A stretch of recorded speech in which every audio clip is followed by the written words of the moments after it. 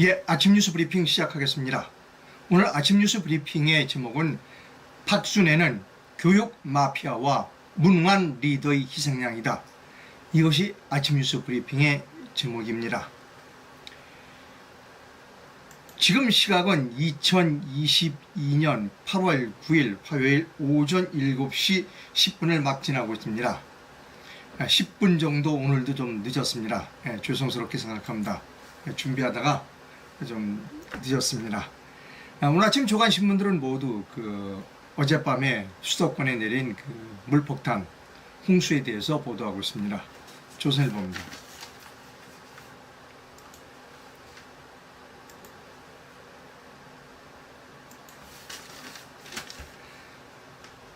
강남에도 물바다가 됐다.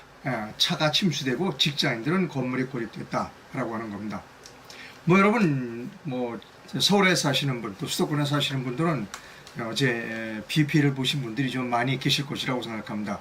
몇 장의 사진을 보여드립니다. 사진을 보여드리는 이유는 나중에 설명드리도록 하겠습니다.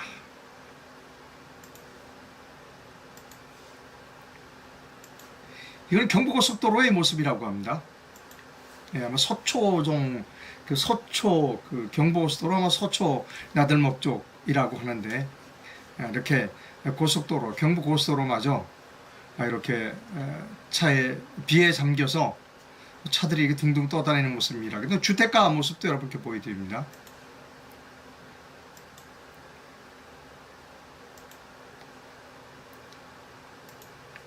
서울 시내 한 아파트입니다. 어디라고는 제가 잘 모르겠습니다만 하여튼 이렇게 서울 시내 아파트도 이렇게 잠긴 곳이 많이 있습니다. 지하철 여러 곳이 잠겼고 도로가 침수된 곳은 이름 말할 수 없이 많습니다. 그런데 여러분, 지금부터 보여드리는 사진을 보시고 분노하지 마시기를 부탁드립니다. 미리 부탁드립니다. 자, 지금 제가 사진을 한 장 여러분께 보여드리도록 하겠습니다.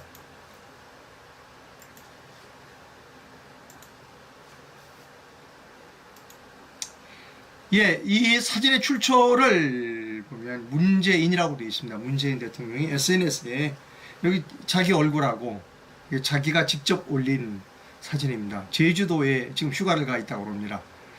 경호원이 한 60여 명 정도 된다고 그러는데요. 경호원들과 함께 제주도에서 물놀이를 즐기고 있는 사진을 어제 올렸습니다. 여러분, 분노하지 마시기를 제가 여러 번 말씀드렸습니다. 이분은 공감 능력이 전혀 없는 사람입니다. 지금 수도권, 특히 서울에 많은 비가 내려서 많은 사람들이 고통을 겪고 침수가 돼서 저산 피해도 상당히 많이 벌어진 그런 사태가 났는데, 본인은 제주도에서 물놀이 하면서 경호원 데리고 한 60여 명의 경호원을 데리고 물놀이를 하는 아주 시원한 장면을 여러분께 올려드렸습니다. 그동안 일 열심히 하셨으니까 양산에 내려가셔도 일 열심히 하셨잖아요. 바이든 대통령 왔을 때 축전도 보내고 여러 가지 일 많이 영축산에도 올라가시고 그래서 라면도 드시고 라면 드시느라고 얼마나 고생하셨겠습니까. 그래서 이렇게 여름에 시원하게 제주도 가서 경호원에 60여 명 데리고 물놀이를 하시는 모습을 보고 참 존경스럽습니다.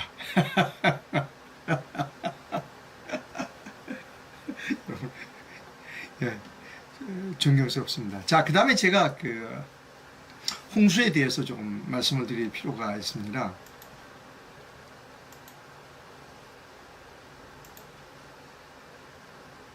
이렇게 지금 아마 강남에 물에 잠긴 모습인데요. 이 비가 이렇게 많이 내릴 때는 전국적으로 오지 않더라고요.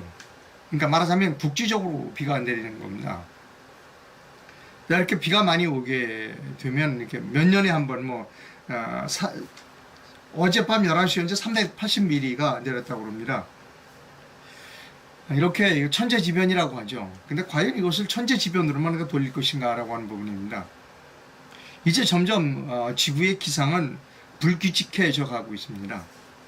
따라서 우리가 도시를 설계할 때 그런 불규칙한 기후에 대비한 도시를 설계할 필요가 있다는 겁니다. 기존에 만들어진 도시는 불규칙한 예측할 수 없는 상황에 대비해서 도시를 설계해야 된다라고 생각합니다. 두 번째 제가 말씀드릴 것은 뭐냐면 여러분 지금 이렇게 물이 많잖아요. 이 물이 많습니다. 이 물을 뭐 어떻게 생각하십니까? 이거 돈입니다. 이거 돈이에요, 여러분. 이렇게 지금 우리는 피해를 입었다. 이거 빨리 물을 빼야 된다고 생각하지만 이 물을 효과적으로 가둘 수 있는 방법은 없을까를 연구해야 한다는 겁니다. 이제 댐을 커다란 그 강 상류에 이렇게 댐을 만드는 것은 물론 중요합니다. 그러니까 도심에 이렇게 국지적으로 엄청나게 많은 비가 왔을 때 그 물을 빨리 어느 한 곳에 빨리 흡수를 해서 잡아다녀서 어디 좋은 그 창고에다가 가두어서 나중에 필요할 때 써먹는 그러한 전략도 필요한 겁니다. 우리나라는 태풍이 자주 옵니다. 9월 넘어서부터는 태풍이 오는데 태풍 때 많은 비가 내립니다. 그 많은 비를 다 흘려버리고 맙니다. 돈입니다. 이제 물은 돈이고 자원입니다. 그래서 도시를 설계할 때 저는 두 가지를 염두에 둬야 된다. 이렇게 기상이변에 대비해서 하수시설 같은 것들을 확충해야 하고, 두 번째로 그래 갑자기 내리는 폭우도 가두어서 그 수자원을 도시나 아니면 도시 근교에 빨리 가둘 수 있는 시설을 만드는 것도 중요하다. 그것도 자원이다. 나중에 가물을 썼을 때, 도심에 가물을 쓸 때 사용할 수 있는 그러한 그 훌륭한 자원이다, 수자원이다라고 생각합니다.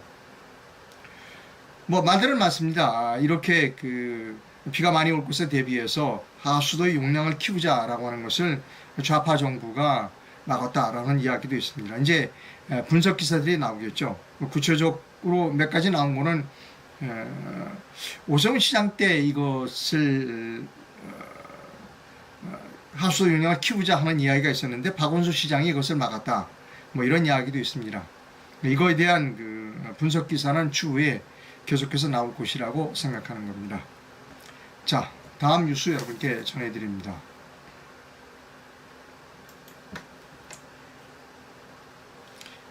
이제 8.15가 얼마 남지 않았습니다. 조선일보만이 이 내용을 보도하고 있습니다. 다른 신문들은 뭐 고려하고 있다, 이명박 대통령을 고려하고 있다, 뭐 이런 이야기가 있는데 조선일보만 다른 기사를 싣고 있습니다. 이명박, 김경수는 사면에서 제외될 것 같다는 겁니다. 기사의 주요 부분을 여러분께 소개해드립니다. 윤석열 대통령 취임 후 첫 특별 사면인 8.15 광복절 특사에서 이명박 전 대통령과 김경수 전 경남지사가 함께 제외될 가능성이 있는 것으로 8일 알려졌다. 윤 대통령의 최종 결심이 남아있지만 경제인과 민생사범 위주로 사면하는 방안이 유력 검토된다는 것이다. 이 전 대통령과 김 전 지사가 이번 사면 대상에서 제외될 경우 연말 특사에 포함될 가능성이 큰 것으로 전해졌다. 자, 여러분, 좋습니다. 뭐 저는 그 MB도 정치인이고 그 김경수 씨도 정치인입니다. 두 사람의 죄가 어느 정도 막중한지는 제가 법률 전문가가 아니라서 알 수 없습니다. 연말에 뭐 MB와 김경수 사면 가능성이 있다고 얘기하는데 저는 김경수는 연말 아니라 내년 연초에도 사면되어서는 안 된다고 생각하는 사람입니다. 김경수의 죄는 민주공화정을 파괴하는 가장 악질적인 범죄입니다. 제가 두 번째 이 기사에 대해서 말씀드릴 것은 뭐냐면 여기 보면 경제인과 민생사범 위주로 사면하는 방향이 유력 검토된다. 그래서 정치인은 사면에 제외한다. 그러면 추성호는 정치인이에요? 추성호는 정치인이 희생된 사람입니다. 추성호를 저렇게 몇 년 동안 고생시키는 사람은 윤석열 대통령이에요. 뭐 MB와 김경수가 사면에 제외된다. 오케이. 저는 이해합니다.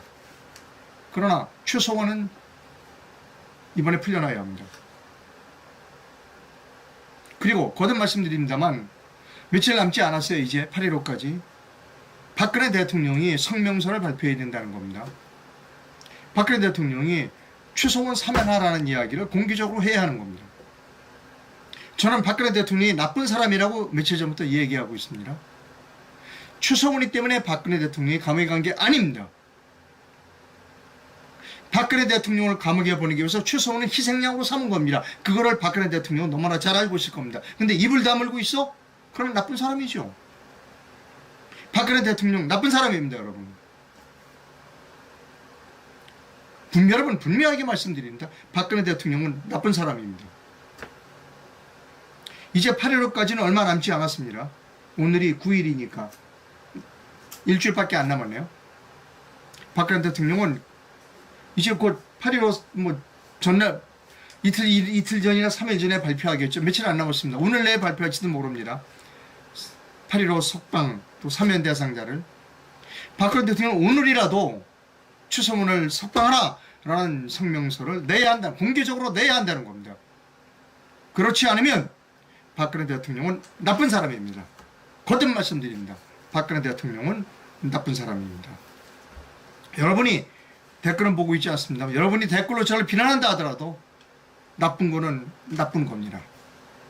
입장을 바꾸는 거 생각해 보십시오. 여러분이 추성훈의 입장이 됐다. 가만히 있겠어요, 여러분? 왜 정치인만 사면돼야 되나요? 정치인 때문에 희생된 민간인은 먼저 사면 복권돼야 한다는 겁니다. 박근혜는 나쁜 사람입니다. 다음 뉴스 전해드립니다. 어제 제일 뜨거운 뉴스는 박순애 장관의 사퇴입니다. 여러분께 그 기사를 보여드립니다.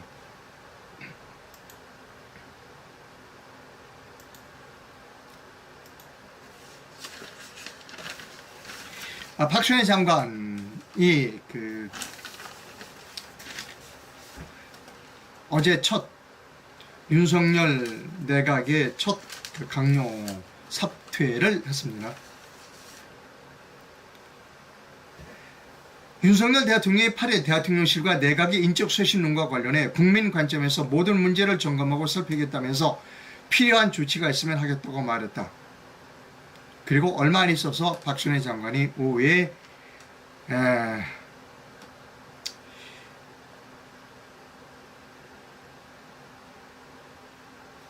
그만뒀습니다.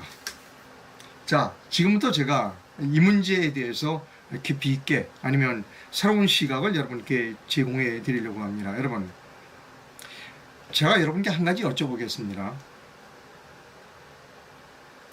박순애 장관은 교육부 장관입니다. 그리고 교육부 관리들이 만 5세의 초등학교에 입학하는 문제를 박순애 장관 혼자 발표로 할 수 있다고 생각합니까?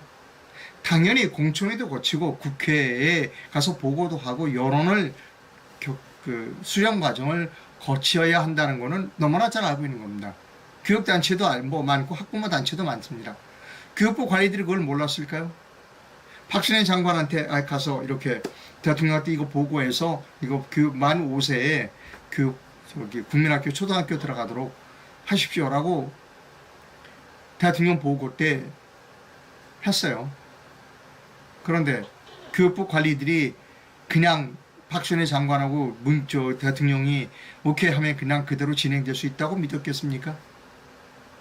천만에요.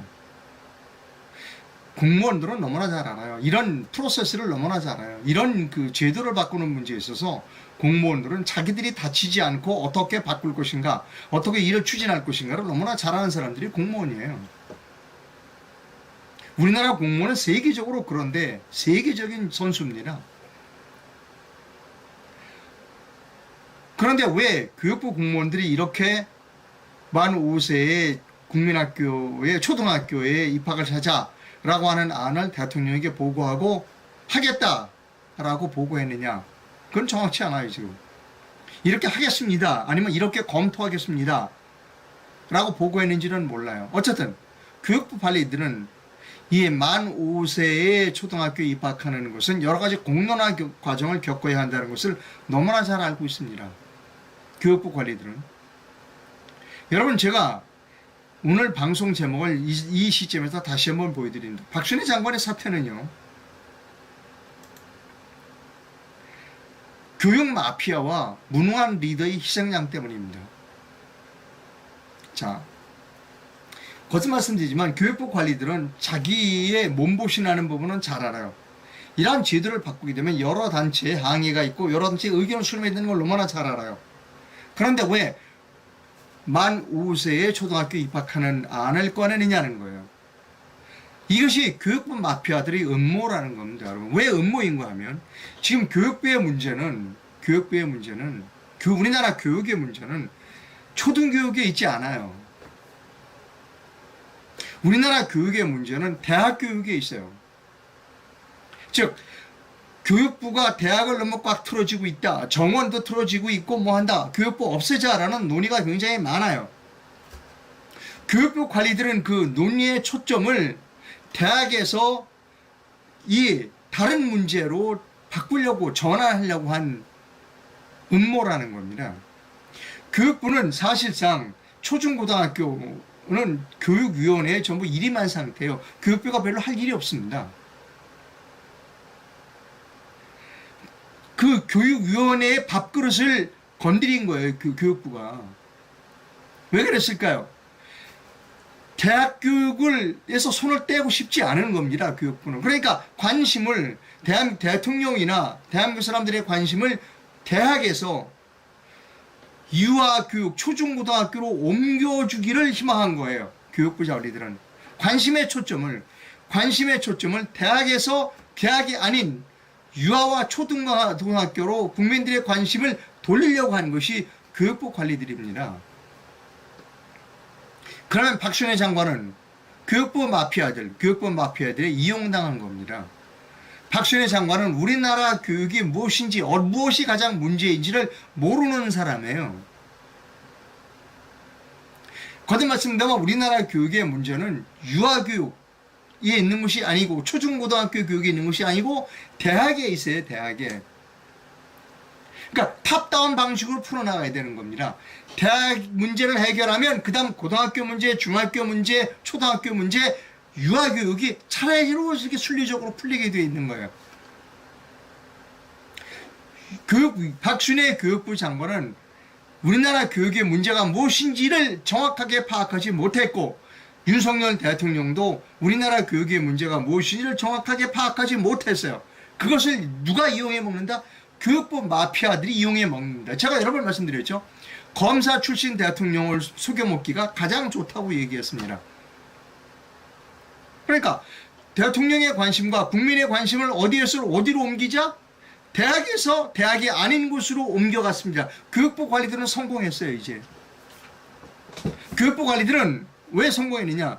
관심을 대학 교육에서 대학 교육이 아닌 걸로 성공했어요. 아주 교육부 관리들의 전략은 치밀했습니다. 여러분이 이 유아교육 쪽은요, 어린이집, 유치원, 이 유아교육 쪽은 이해관계가 첨예한 부분이에요. 따라서 이걸 건드리면 벌집을 쑤신다는 걸 너무나 잘 알고 있고, 벌집을 쑤시면 국민들의 관심이 이쪽으로 전부 몰려간다는 것을 교육부 관리들은 너무나 잘 알고 있어요. 교육부 관리 마피아는 성공했어요, 이번에. 관심을 대학에서 대학이 아닌 곳으로 이전시키는데 했어요. 지금 조중동을 비롯한 모든 언론들은 본질을 놓치고 있어요. 대학이 문제인데 대학이 문제가 아닌 곳으로 지금 초점이 흐려졌다, 옮겨갔다, 교육부 관리들이 성공했다. 지금 아마 교육부 관리들은 샴페인을 터뜨리고 있을 겁니다. 성공했어. 우리는 사람들이 대학에 대해서 관심을 안 가지니까 계속해서 교육부가 대학교의 교육을 틀어주고 빨대를 꽂고 대학에 우리가 먹고 살아야 돼 라고 하는 것이 교육부 관리입니다. 자, 그 다음에 교육부 관리의 음모대로 일이 진행이 됐어요. 박순애 장관은 모르니까 교육부 관리들이 시키는 대로 가서 보고했어요. 아무것도 모르는 윤석열 대통령이 뭐라고 그랬냐? 이거는 팩트예요. 좋은 제도입니다. 당장 실행하십시오. 이랬어요, 윤석열 대통령이. 만 5세 때, 만 5살 때 초등학교에 가는 거, 그러니까 1년 초등학교 입학 연령을 1년 낮추는 거, 좋은 정책에 빨리 실행하시오라고 윤석열 대통령 얘기했어요. 누가 책임져야 돼요? 윤석열 대통령이 책임져야 되는 겁니다. 윤석열 대통령은 뭐라고 그래야 되냐면, 오케이, 좋은 제도인 것 같긴 한데, 검토 충분히 여러 사람들이 이야기를 들어보고 검토하십시오라는 이야기를 했었어야 되는 거예요. 근데 왜 그렇게 못하느냐? 윤석열 대통령은 아까도 여러 번 말씀드렸지만 검사 출신은 몰라. 검사는 몰라요. 제가 윤석열 대통령이 소프트웨어가 없다고 여러 번 얘기했습니다. 가장 큰 문제는 윤석열 대통령이 소프트웨어가 없는 게 문제예요. 윤석열 대통령은 몰라. 우리가 모르는 걸 다 알고 뽑아서 저 사람이 모르는 거 다 알아. 하지만 가슴속에 폭포처럼 흘러내리는 눈물을 머금고 윤석열을 찍었어. 왜? 이재명이 때문에 찍어준 거예요. 그러니까 오늘날 같은 사태는 이미 얘기를 한 거야. 실망하실 거 없어요, 여러분. 우리가 윤석열 대통령은 소프트웨어가 없는 사람이다 라고 하는 걸 알고 찍었기 때문에 여러분 실망하실 필요가 없다는 거예요. 윤석열 대통령은 본인이 책임져야 돼요. 그 자리에서 그랬다니까. 박순희 장관이 만 5세에 그 초등학교 가게 하셨는데, 그거 좋은 제도인데 당장 실행하십시오. 누가 책임져야 돼요? 윤석열이 책임져야 된다니까. 윤석열 대통령은 박순희 장관을 이렇게 내칠 게 아니에요. 윤석열 대통령이 사과해야 하는 겁니다. 여러분, 국민 여러분, 제가 박순희 장관이 그렇게 보고할 때 난 평소부터 만 5세에 집어넣어야 된다고, 초등학교에 보내야 된다고 생각했다. 당장 추진하라고 했지만 국민적 합의가 필요하다는 것을 나중에 알았다. 그래서 국민적 합의를 거치겠다.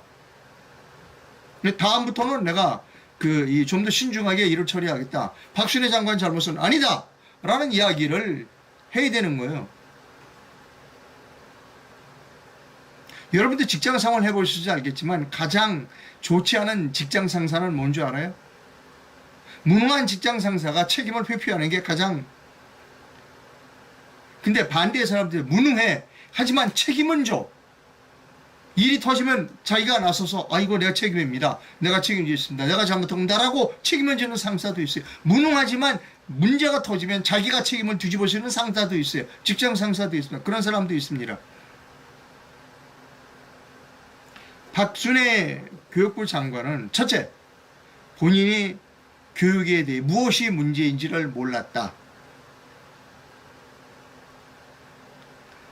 교육부는 박순애 장관을 속여먹었다. 대학 사람들의, 국민들의 시선을 대학에서 다른 곳으로 옮기는 데에 교육부 관리들은 성공했다. 윤석열 대통령은 책임을 회피했다. 이런 식으로 장관을 잘라내면 앞으로 장관할 사람 없다. 는 겁니다. 자, 이 박순희 장관의 그 사퇴에 대해서 윤핵관들도 책임져야 한다는 목소리가 높습니다.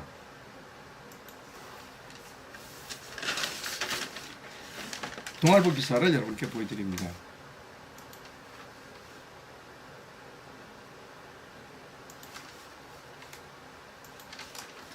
박순애 인선에 관여한 장제원도 책임져야 한다. 여당 내부에서 윤핵관 정조준 비판이 거세지고 있다는 겁니다. 권성동 원내대표를 겨냥해서 너 책임져라 하는 이야기도 있습니다. 박순애 부총리 겸 교육부 장관의 거취와 맞물려 여권 내에선 윤핵관 책임론이 더 강해지는 양상입니다. 내각 구성에 관여했던 국무위원들이 역량 부정 논란이 불거진 뒤에 정작 수습에 나서지 않고 있다는 겁니다. 국민의힘 관계자는 8일 윤 대통령과 별다른 인연이 없었던 박 부총리를 교육정책을 총괄하는 자리에 추천한 인사 시스템에 문제는 없었는지 점검할 필요가 있다며, 박 장관을 대통령직 인수위원회 위원으로 추천한 A 의원과 초대내각 인사 업무에 깊숙이 관여한 장재현 의원도 인사 실패 책임에서 자유로울 수 없을 것이라고 말했다는 겁니다. 권성동 원내대표를 겨냥한 책임론도 이어지고 있습니다. 야당도 대통령실은 물론 윤핵관을 성토하고 있습니다. 자, 어제 오후에 전 자유연맹 총재이셨고, 그 다음에 지난번 대선에서 대통령 후보였던 김경재 총재, 자유연맹 전 총재께서 유튜브에서 본인의 김경재 방송에서 누구의 목을 쳐야 하는가라는 제목의 방송을 했습니다. 그 방송 내용의 일부를 여러분께 보여드립니다. 이 영상은 김경재 방송에서 가져왔음을 알려드립니다. 시작합니다.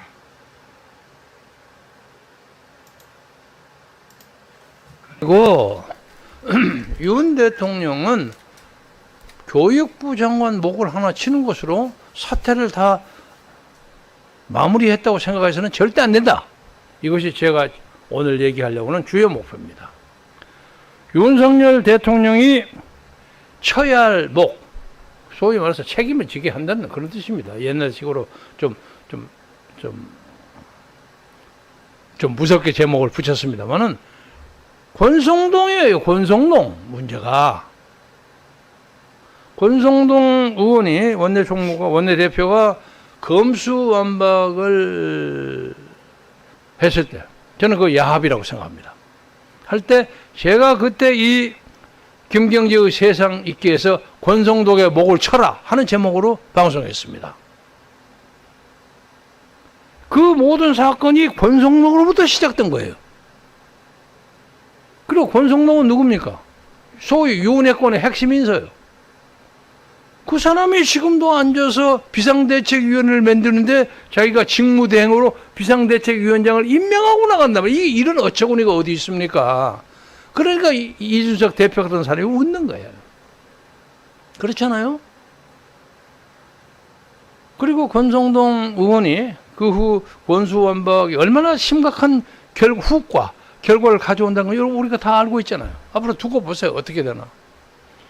거기다가 무슨 9급, 7급 뭐 대통령실 집어넣는 거 뭐 등등 말썽이 많잖아요. 더더구나 내부 총질 문자까지 한 정치인으로서 그렇게 단기간 동안 그렇게 많은 실수를 연급하는 사람이 역사에 별로 없어요.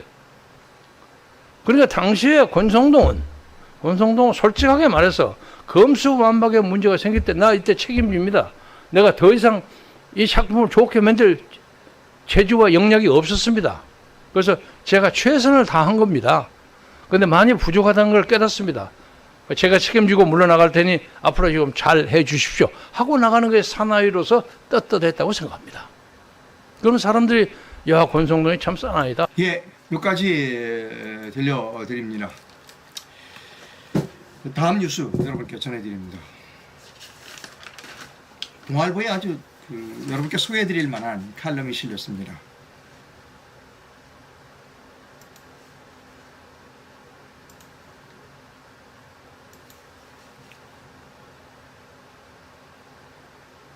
자,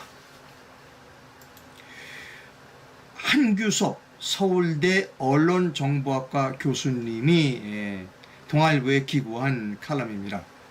윤석열 대통령의 최대 리스크가 무엇인가를 분석했습니다. 언론정보학과 교수니까 이제 여론조사 이런 것을 가지고 분석했습니다. 결론을 여러분께 읽어드립니다. 분석한 도표도 여기 있습니다. 지지율이 어느 때 가장 떨어졌고 어느 때 가장 높았는가에 관한 지지율 변화표도 여기 있습니다. 결론을 여러분께 말씀드립니다. 결론입니다. 한규섭 서울대 언론정보학과 교수님이 내린 결론은 분석을 해보니까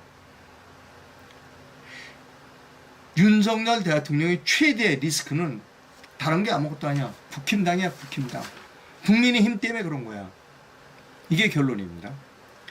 2016년, 예를 들면 2016년 옥새 관련, 도장 가지고 도망가고 있었잖아요, 누군가.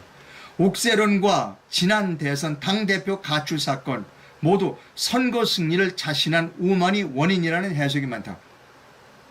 2016년 당내 갈등의 중심에 있었던 친박과 비박 당사자들이 현재의 위치와 이후 새누리당의 상황을 생각해보면 현재 국힘이 국민의힘 갈등 상황이 왜 윤 대통령의 가장 큰 리스크인지는 자명하다. 문제는 국정 동력 회복을 위해 필수적인 지지율 반등이 가능할지 여부다. 비대위 출범 및 국힘 리스크 소멸이 해법이 될지 궁금하다. 이분은 안 될 거라고 보는 겁니다. 자, 제가 이제 지금부터 이상로의 견해를 말씀드립니다. 한규섭 언론정보학과 서울대 언론정보학과 교수님의 분석은 정확하다. 대통령의 지지율이 떨어지는 국힘당, 국민의힘 새누리당, 국힘당 때문입니다. 내분 때문입니다. 자, 여기 이 한규섭 교수님은 어떻게 지금 비대위가 만들어진다고 그래서 이게 지지율이 반성될까? 궁금하다라고 했습니다만 저는 지지율 반등되지 않습니다. 지지율이 반등되지 않는다. 그것은 왜냐하면요. 이 2010년대 옥세론, 김무성 씨가 옥세 가지고 도망간 거, 그 다음에 지금 윤핵관들, 지금 이렇게 이준석하고 윤핵관들하고 싸우는 거, 뭔지 아십니까, 여러분? 기본을 우리가 놓치면 안 되는 겁니다. 공천입니다. 공천이요. 2010년대에 김무성 씨가 도장 가지고 도망간 것도 공천 때문이고, 윤핵관과 그 다음에 이준석이가 싸우는 것도 2년 후에 있을 국회의원 선거 공천권 때문에 그러는 겁니다. 그럼 이제 비대위가 출범하면 그 공천권 가지고 또 안 싸울 거다? 천만의 말씀. 또 싸웁니다. 그러면 이 사태를 해결하는 윤석열 대통령이 지지율을 회복하는 가장 좋은 길은 뭐냐면 공천권을 누가 쥐느냐? 대통령이 쥐어야 하는 겁니다. 윤석열 대통령이 공천권을 쥐어야 하는. 무슨 소리야? 공천권은 내가 주는 거야. 웃기지 마. 라고 해야 하는 겁니다. 그럼 여러분 지금 이 방송을 보시는 분들은 깜짝 놀라시겠죠? 예, 대통령이 쥐어야 합니다. 어떻게 쥐어야 하느냐?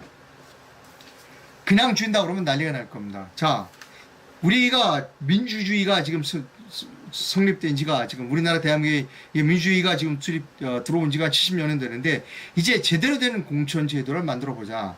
시스템을 바꾸자라고 해야 되는 겁니다. 그래서 제가 항상 시스템을 바꾸자라고 하면 모든 사람들이 다 긴장한다.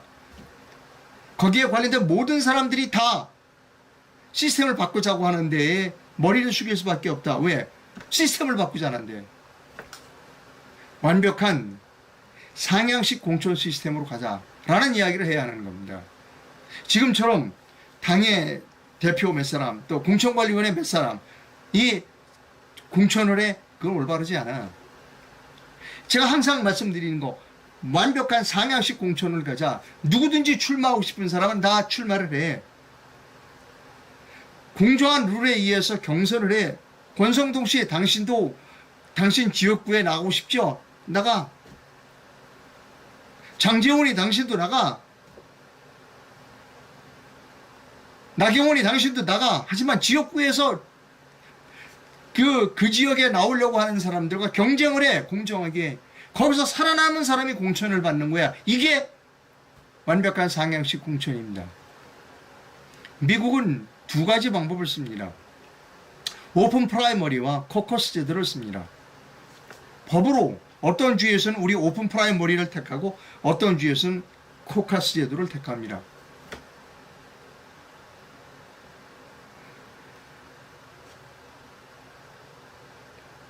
오픈 프라이머리를 제일 먼저 시작하는 데가 뉴햄프셔 주이고 코커스를 제일 먼저 시작하는 시기적으로 제일 먼저 하는 주가 아이오와입니다. 저는 그렇게 지금 알고 있습니다만. 자, 오픈 프라이머리는 나오고 싶은 사람 다 나오는 거예요. 그리고 누가 투표를 하느냐?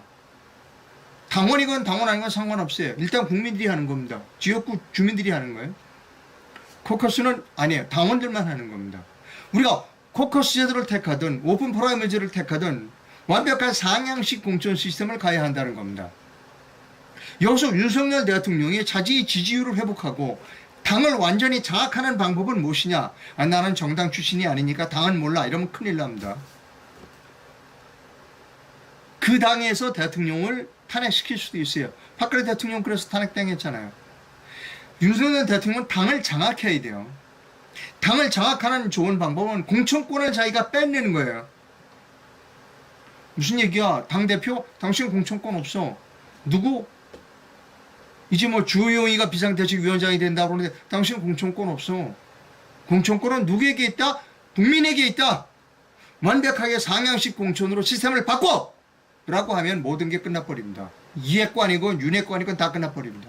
그리고 전국의 키는 대통령이 쥐게 되는 겁니다. 나는 공천, 상향식 공천 시스템이 제대로 작동되도록 내가 노력하겠어. 라고 하면 되는 겁니다.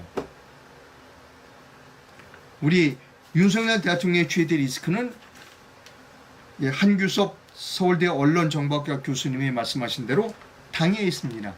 국민의힘 때문입니다. 국민의힘은 뭐 때문에 분열된다? 공천권 때문에 분열되는 겁니다. 그럼 어떻게 된다? 대통령의 공천권을 쥐라는 겁니다.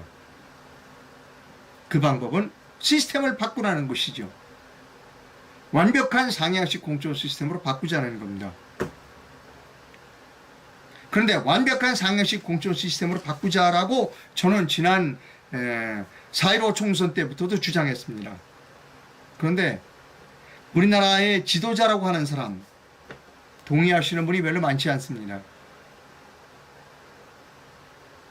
특히 유튜브를 이용해서 막 애국적인 활동을 많이 한 리더들이 상향식 공천에 대해서 호의적이지 않다라고 하는 것을 제가 여러 번 말씀드렸습니다. 그러나 저는 양보할 수 없습니다. 대한민국이 똑바로 되려면 올바른 공천 제도를 갖고 있어야 합니다.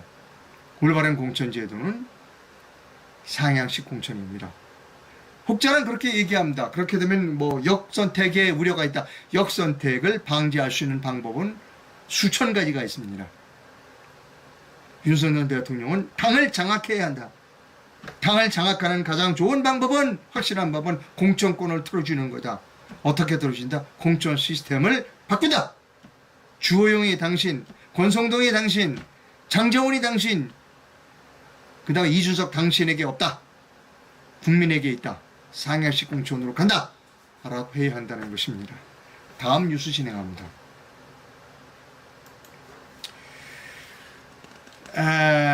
곽상도 대장동 사건과 관련하여 곽상도 전 의원이 구속됐죠.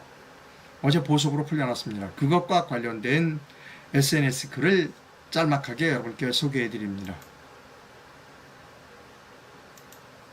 SNS 발견한 글입니다.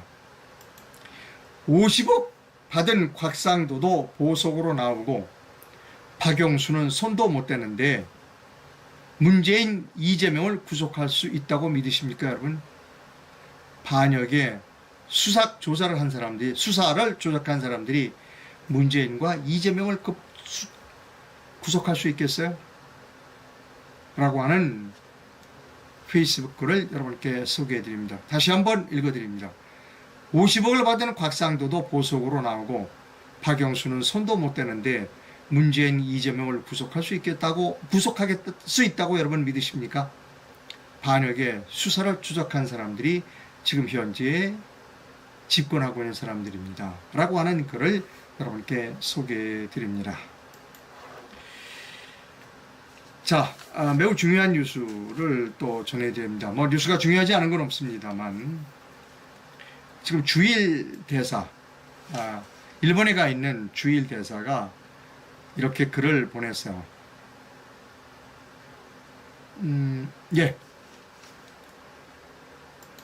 윤동민 주일 대사가 이렇게 견해를 표시했습니다. 일본 기업, 지금 압류되어 있습니다. 징용공 문제로 월급 안 준 거, 뭐 이런 거 다 차 붙였습니다, 지금. 일본 기업 자산을 현금화할 때, 공매 처분해서 현금화하게 되면 수백 조의 사업 기회가 상실된다는 제목입니다. 읽어드립니다. 윤동민 신임 주일 대사가 8일 일제강점기 징용 피해자 문제를 풀어낼 외교의 공간이 필요하다며 외교적 해결을 위해 한국의 법원이 현금화 조치를 동결해야 한다고 얘기했다는 겁니다. 예, 저는 여러 번 주장했습니다. 덜 떨어진 판사 하나가 하라는 재판은 안 하고 쓸데없이 역사책 쓴다고 잘난 체 하다가 벌어진 사건이 바로 이겁니다. 이거는 국제법 위반입니다. 국제법을 문재인이 위반한 겁니다. 문재인 정부에, 그러니까 우리나라 사법부가 위반했고 문재인 정부가 그것을 실행에 옮겼습니다. 그리고 죽창 들고 싸우자고 감정에 호소했습니다. 잘못된 거는 잘못된 겁니다. 국제사회에 나가서 국제법을 어기는 사람은 대접을 못 받습니다. 인간 사회에서도 마찬가지입니다. 일반 사회에서도. 계약을 해놓고는 계약을 파기하는 걸 반못듯 한다? 그 사람 상대해 줄 사람 있다고 봅니까? 없습니다, 여러분. 이건 국제법을 위반한 겁니다. 따라서 이 주일 대사 여기 글에 나와요. 자기가 구임해 보니까 일본이 한국에 대해서 너무나 싸늘하다 이런 이야기를 하고 있는 겁니다. 법원이 이 문제를 풀어라. 법원이 풀어라. 동결 그 현금화하는 거 하지 마라. 법원이 해달라라고 지금 하소연을 하고 있는 겁니다. 제가 이거 여러 번 방송했어요. 조중동이 나서야 합니다. 그 잘난치 않은 조중동이 국민을 위한다, 국가를 위한다고 하는 그 잘난치 않은 그 꼴난 조중동이 좀 나서줘야 돼요. 이거 국제법 위반이다. 법원이 해결해라. 그리고 윤석열 대통령은 국제법을 준수하겠다는 이야기를 해라. 라고 조중동이 윤석열 대통령의 뒤를 밀어줘야 한다는 겁니다. 근데 안 해요, 조중동은. 그 잘난 조중동은 이런 일을 안 해요. 어떤 신문은 아직도 죽창가 부르고 있는 신문도 있어요, 여러분. 그 잘난 조중동이 좀 나서 여론을 만들어줘야 하는 겁니다. 이건 우리가 잘못한 거예요. 국제법을 어긴 겁니다. 법을 어긴 사람은 설 자리가 없습니다. 이 문제는 국내에서 해결해야 합니다. 일본에 가서 뭐 적당히 당신들도 뭐 사과하거나 돈을 조금 내고 우리가 거지 새끼예요? 아닙니다. 국내에서 해결해야 합니다. 절대로 일본으로 이 문제를 전이해서는 안 됩니다. 이거 이대로 내버려 두면 역사책 쓰는 판사가 한두 명 나오는 게 아니라 또 계속 나옵니다. 어떤 사람은 너 한국사 썼지? 나는 동양사 쓸게. 나는 세계사 쓸게. 이런 얼빠진 판사들이 계속해서 나올 거라는 겁니다. 그거를 막기 위해서라도 국제법 위반이라는 것을 분명하게 알려주고 법원이 해결하도록 압박을 가해야 한다는 겁니다. 방법이 없다? 왜 방법이 없어요? 엉터리로 헌법재판소의 판사들이 엉터리로 현직 대통령을 판결을 해서 물러나게 했잖아요. 제대로 법을 대법원까지 갔으니까 다 끝난 얘기다. 아니요. 방법은 존재합니다. 그 방법은 법률 기술자들이 해결을 해야 한다는 겁니다. 이걸 다른 사람한테 전가하지 마세요. 판사들이 해결하라는 겁니다. 그 잘난 판사들이 해결해야 됩니다. 세계사 역사책까지 쓰는 판사들이 이 문제를 해결해야 한다는 것이 제 주된 견해입니다. 그리고 역사책 그 판사는 변호사 자격증을 박탈해야 합니다. 다음 뉴스 갑니다. 중국 관련인데요. 저는 조선일보의 칼럼은 좋아하지 않습니다. 조선일보의 기자들 칼럼은 영양가가 없고 그리고 아주 미시적이고 왜곡되어 있습니다. 그런데 조선일보는 가끔 외부 사람들의 칼럼을 씁니다. 외부 사람들의 칼럼을 소개할 만한 칼럼이 있습니다. 조선일보에 오늘 실린 캐나다 맥메스터 대학교 교수 송재윤 교수께서 조선일보에 기고한 칼럼을 여러분께 소개해 드립니다. 제목은 중국몽은 인류몽을 이길 수 없다. 일부분만 소개해 드립니다. 대륙은 지금 중국몽에 도취해 있는데 대만은 이미 인류몽을 실현하고 있다. 2021년 7월 1일 중국 공산당 100주년 기념식에서 시진핑 총書記는 중국몽을 중화민족의 위대한 부흥이라고 정의했다. 중국몽이란 아편전쟁 이후 중국이 겪었던 100년 국치를 소력하고 과거 중화제국의 영광을 되살려 세계 최강의 부국으로 거듭나겠다는 발상이다. 중국 공산당은 화려한 수사로 그 꿈을 미워하지만 권위주의 패권 국가의 민족 지상주의란 비판을 면할 길이 없다. 그러나 반면에 2021년 11월 차이잉원 총통은 대만 총통은 세계를 향해 대만은 자유와 인권 등 인류의 보편 가치를 수호하는 자유민주주의 체제라고 선언했다. 결코 과장이 아니다. 자유, 인권, 법치, 치안, 생활 모든 수준, 모든 면에서 대만은 한국과 마찬가지로 전 세계 개발도상국의 꿈이 되었다. 양안의 갈등은 근본적으로 중국몽과 인류몽의 충돌이다. 중국몽과 인류몽이 부딪힐 때 중국 밖의 사람들은 인류몽을 지지해야 하며 지지할 수밖에 없다. 중국몽이란 중화민족만을 위한 중화민족만의 가치이지만 대만의 인류몽은 호모사피엔스를 위한 호모사피엔스의 보편 가치이기 때문이다. 여기까지 읽어드립니다. 지난번 대통령을 하셨던 문재인 대통령께서는 중국몽을 지지한다고 그랬습니다. 정신 나간 사람입니다. 정신 나간 사람입니다. 자, 이와 관련된 또 다른 칼럼을 여러분께 소개해드립니다. 동아일보 칼럼인데 동아일보의 임용환의 전쟁사라고 하는 그 코너가 있습니다. 그 부분을 여러분께 소개해드립니다. 중국의 잘못된 존재 증명이라고 하는 임용환 씨가 쓴 글을 여러분께 소개해드립니다. 주요 부분만 소개해드립니다. 문제는 중국의 이런 존재 방식이 잘못됐다는 거다. 서양 제국주의만 욕하고 그것만 없으면 세상 모든 문제가 다 해결되는 것처럼 떠들면서 19세기 제국주의 사고에 머물러 있다. 누가? 중국 시진핑입니다.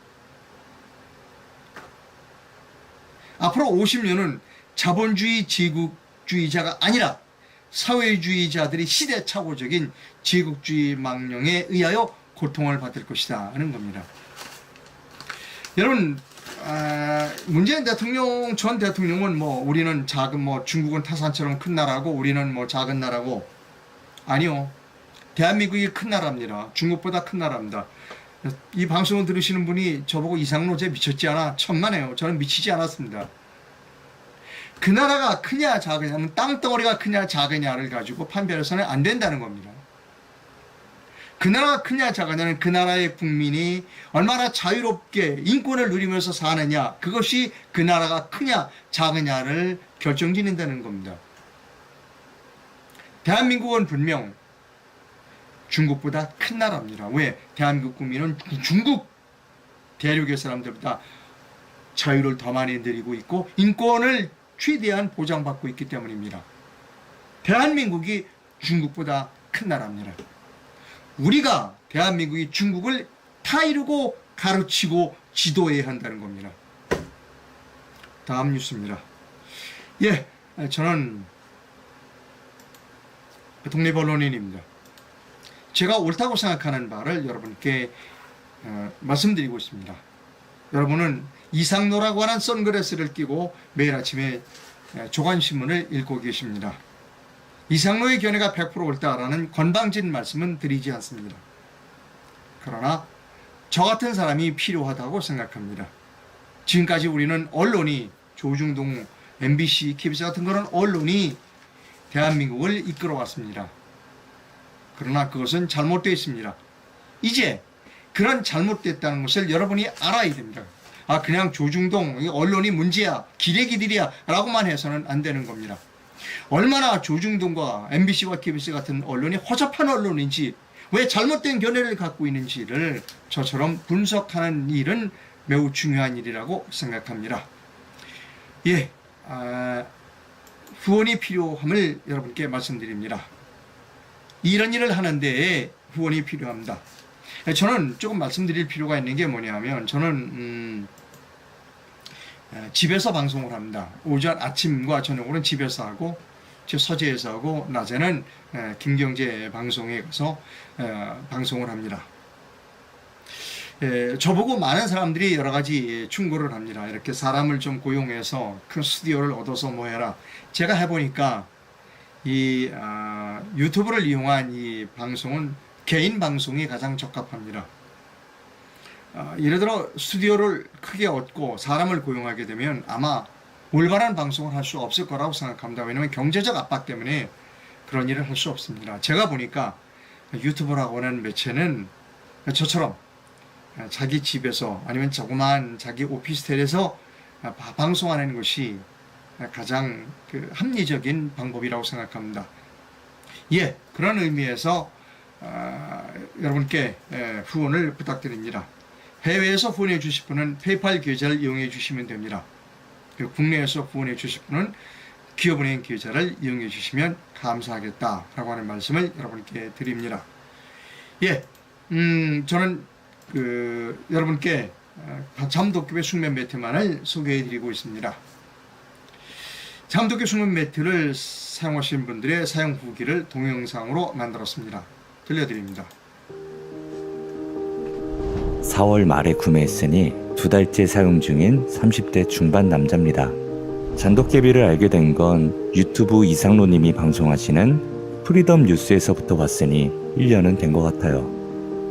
평소에 만성 허리 통증으로 고생했고요. 잠을 자도 개운하지가 않아서 구매하고 싶었지만 높은 가격으로 선뜻 구매하지 못하고 있다가 렌탈도 가능하다는 말에 한번 써보자 결심해서 구매했어요. 잠도깨비를 사용하기 전인 3월 달에는 수면 점수 57점, 잠도깨비를 사용하고 있는 6월 달에는 수면 점수 90점, 무려 33점이나 올랐고요. 실제로도 아침에 일어났을 때 피곤한 감이 훨씬 덜 하더라고요. 더불어서 허리 통증도 많이 줄어들었습니다. 부담되는 가격으로 저같이 망설이시는 분들 많으실 거예요. 제가 그랬으니까요. 하지만 인생의 3월 정도가 수면 시간인데 그걸 생각하면 또 비싼 가격은 아닌 것 같다는 생각으로 바뀌었습니다. 카메라 출동해서 이상로님이 말씀하셨는데 젊었을 때 잠을 제대로 못 자면 나중에 나이 들어서 치매에 걸릴 확률이 높다고 하는 연구 결과가 나왔대요. 그 말 듣고 잠도깨비 잘 구매했다 하는 생각이 들었어요. 저는 완전 만족합니다.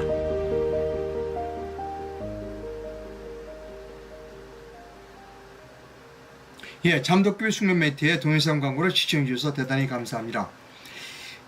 댓글을 몇 가지만 소개해 드립니다.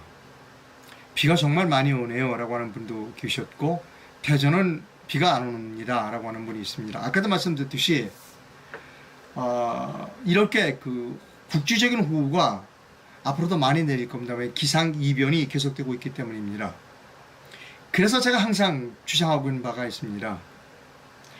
재개발을 오세훈식으로 하면 안 된다는 겁니다. 저는 재개발을 크게 해야 한다고 주장하는 사람입니다. 재개발을 크게 해야 이런 하수도 관로 같은 것들을 한꺼번에 크게 묻을 수 있다는 겁니다. 찔딱찔딱 재개발을 하면 여러 가지 문제가 복잡해집니다. 그리고 이렇게 이 재개발을 크게 해서 큰 재개발 단지 내에 이렇게 갑작스럽게 호우가 내릴 때는 빨리 물을 끌어들여서 재개발된 큰 도심 내에 큰 물탱크에 가둘 수 있는 그런 시설도 필요하다는 겁니다. 그 자원이라고 아까 제가 말씀드렸죠. 수자원입니다. 그래서 이제 저는 오세훈식의 찔딱찔딱 재개발을 절대 반대한다. 크게 가야 한다는 거. 저는 강북도 구 단위로 재개발을 해야 된다. 예를 들어 성북구 그런 구 단위로 크게 재개발을 하면서 우리가 앞으로 추구해야 할 도시가 가야 할 방향을 거기에 다 구현해야 하는 겁니다. 여러 번 말씀드립니다. 그래야 이런 집중호우 문제도 해결할 수 있습니다. 지금처럼 찔딱찔딱 재개발을 하면 이런 문제는 계속될 수밖에 없다는 겁니다. 이명박 대통령의 4대강 사업으로 홍수 피해가 없어진 것입니다. 예, 맞아요. 지금 여러분 4대강에 홍수 났다는 얘기 본 일 있어요? 없잖아요. 이명박 대통령의 4대강 사업은 잘한 사업이에요. 지천에는 홍수가 나요. 이명박 대통령이 4대강하고 그 다음에 지천 사업을 하려고 그랬죠. 지천에 정비를 하려고 그랬죠. 지천에서는 홍수가 나요. 왜 홍수가 난지는 더불어민주당 사람들이 지천 못하게 막았어요. 자,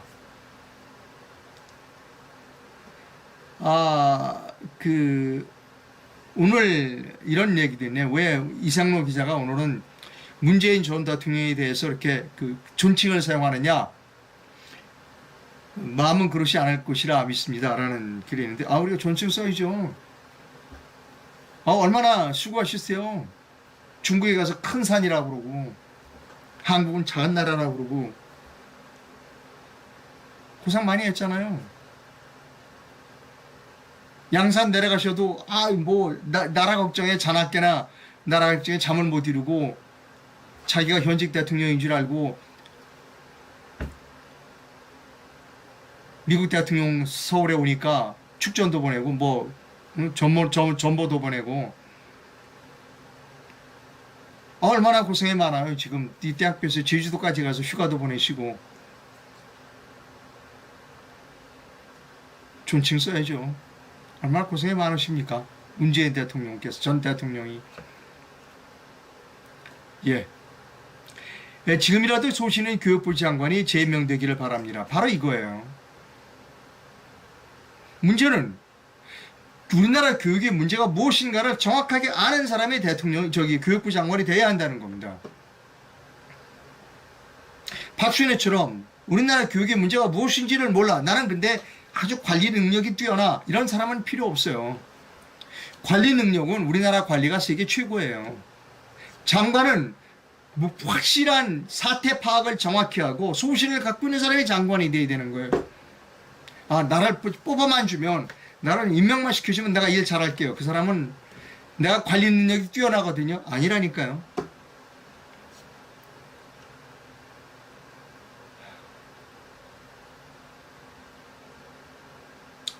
예.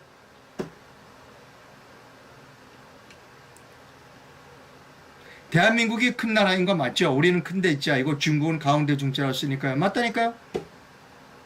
땅덩어리가 크다고 대국이 아니에요. 그 나라 국민이 얼마나 자유를 누리고 사는가. 이것이 큰 나라냐, 가운데 나라냐, 소국이냐를 결정짓는 척도입니다. 중국은 소국입니다. 중국도 아니에요. 중국은 소국이다. 우리가 중국을 가르치고 타일리고 이끌어 나가야 한다. 우리가 대국이니까. 예, 방송 시청해주셔서 대단히 감사하고요. 오늘도 비가 내린다고 그러는 것 같아요. 비 피해 조심하시고요. 잘 되겠죠. 우리나라 애국가에 있잖아요. 하나님의 보호하사. 잘 될 거라고 믿습니다. 좋은 하루 되시기 바랍니다. 감사합니다.